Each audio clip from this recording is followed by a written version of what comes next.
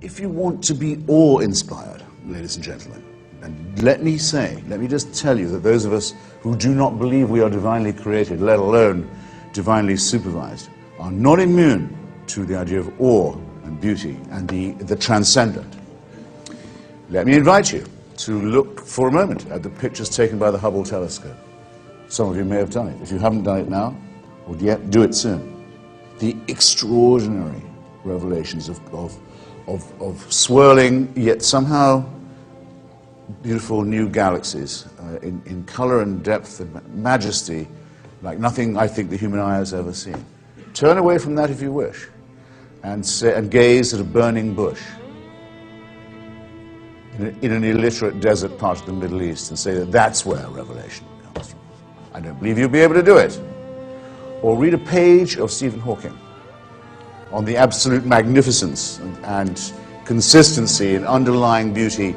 As Einstein says, the great miracle of physics is there are no miracles. It all carries on, holding together all the time. There are no interruptions in its order.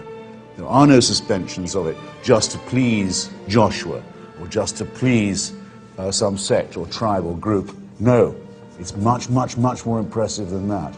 Hawking has a colleague who looked at the event horizon of the black hole. If you could travel towards a black hole, not yet possible to do, if you could, in theory, the event horizon is the point at which the black hole is pulling everything into itself. So over into the black hole goes light itself. It's so strong it can pull light back into itself.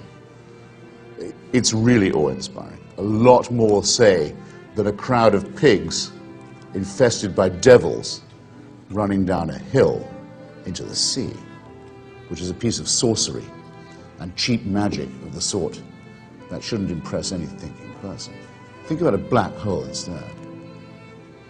Pulling the light into itself, the event horizon just reorganizing nature.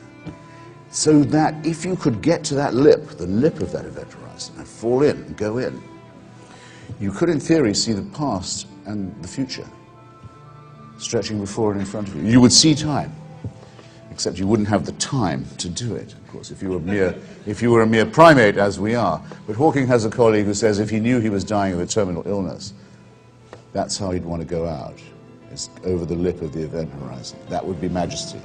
That would be magnificence. That would be awe-inspiring. That would be apocalyptic.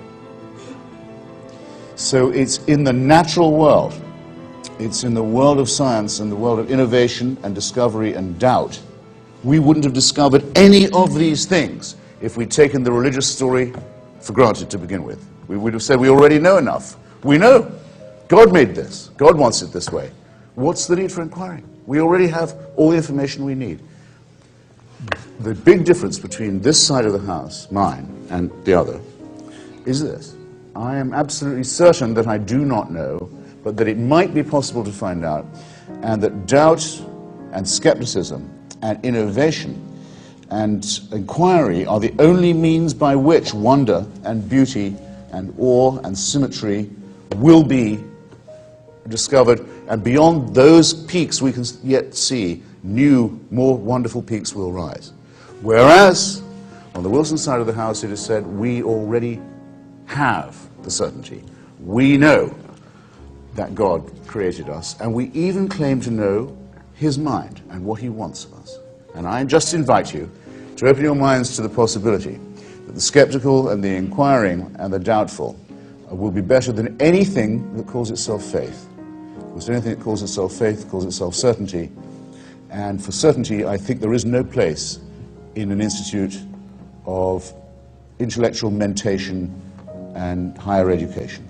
And I'm very grateful to you all for giving me the chance to say so. Thank you.